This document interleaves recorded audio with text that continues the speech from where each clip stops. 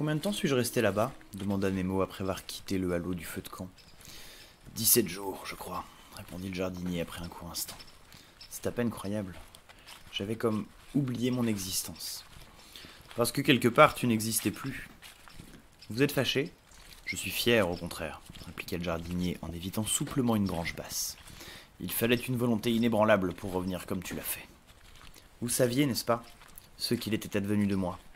Je le supposais, en effet. Pourquoi n'êtes-vous pas venu plus tôt? Sans vous offenser, précisa-t-il, alors que sa voix ne portait pas la moindre trace de reproche. La bonne question, mon cher Nemo, c'est peut-être celle-ci, ou peut-être pourquoi je suis venu tout court.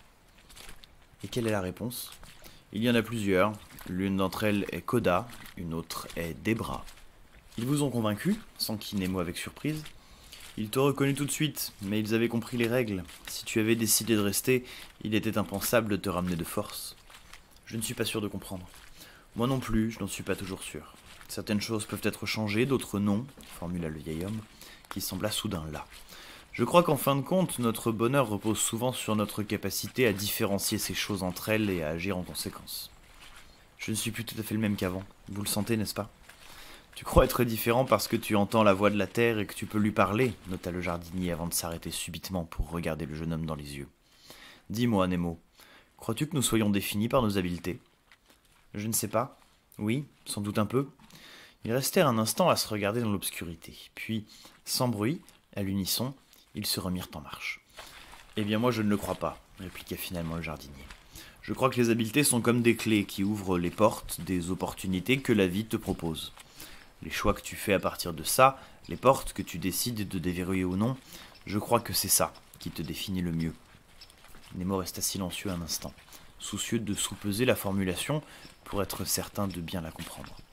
Quand il fut satisfait, il reprit. Je ne voulais pas prendre une vie. Je le sais, te voilà bien puni, tu la portes en toi pour toujours désormais, fit remarquer le jardinier sur un ton amusé. Vous ne m'avez pas expliqué les Scorpiros avant. Ce n'est pas un reproche, précisa Nemo, là encore avec sincérité. Crois-tu que tu aurais écouté? Que tu aurais été prêt à remettre tes préjugés en doute? La réponse était évidente. J'ai beaucoup appris à leur côté. Il n'est nul meilleur professeur que l'expérience, fiston, et je ne connais aucune certitude infondée qui résiste à l'expérimentation. Est-ce que les outils sont éveillés? Tranche-flamme et tape-terre seulement. Est-ce que l'on pourra finir malgré tout? Le jardinier fit halte à nouveau. Ils étaient presque arrivés. Les fenêtres de la maison étaient visibles à travers les arbres, comme de grands yeux orangés brillant dans la nuit. As-tu l'intention de finir, Nemo? Oui, plus que tout, répondit-il avec assurance. Alors nous le pourrons. Pour l'instant, tâchons de ne pas priver nos amis plus longtemps de la célébration qu'ils espèrent tant. Koda, Debra, Tapter et Tranche-Flamme attendaient sans bruit au coin du feu. Ils explosèrent de joie en voyant Nemo. « Tu en auras mis du temps. Je savais que tu reviendrais, vieux. »« Mais sire, pardonnez-moi, tout ça est de ma faute. »« Gamin, c'est bon de te voir, on s'est fait du mouron. » Ils allumèrent un grand feu dehors et mangèrent de bon appétit des œufs, des céréales, du lard et même du poisson que le jardinier fit griller sous les étoiles. Le guitarque fut de sortie, ils dansèrent, chantèrent, rirent des heures durant. Nemo raconta son expérience dans les moindres détails, en commençant par l'intervention de la mort au cours de son procès. Il raconta les longues journées des Scorpiros, les sensations qu'ils ressentaient, le fonctionnement de leurs sens. Le jardinier prit le relais pour décrire le retour de Nemo et la renaissance de l'arbre. « Ton ça, Nemo, tu as trouvé ton ça » trépigna Koda. « Tu as essayé de parler au bois plutôt qu'à la terre » analysa Debra. « Fais voir » insista Koda. Fatigué mais euphorique, Nemo prit une poignée de céréales et trouva un arbuste naissant pour les y disperser. Puis il écouta, tenta de sentir et demanda à la terre de le nourrir, de le faire grandir. L'arbuste s'épaissit et poussa de plusieurs centimètres en quelques secondes. Ses branches s'élargirent, ses feuilles s'allongèrent, Koda applaudit de toutes ses forces.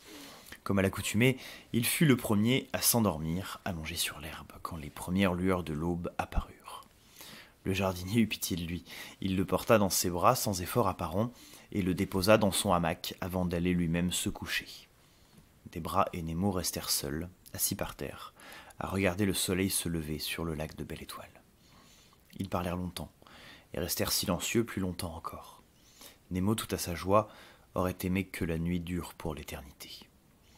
La lumière du matin les rattrapa bien trop vite à son goût, jusqu'au moment où dormir était devenu indispensable. Ils se levèrent alors à l'unisson, mais des bras retint Nemo par le bras. « J'ai encore 2 dernières choses à te dire. »« Je t'écoute, dit-il, se sentant soudain minuscule.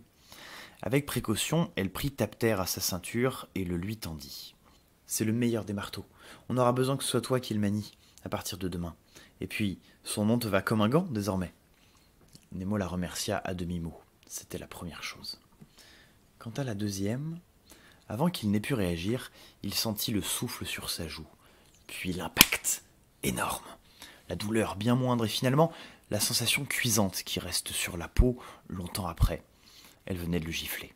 « Ne me refais plus jamais une peur pareille, articula-t-elle d'un ton glacial.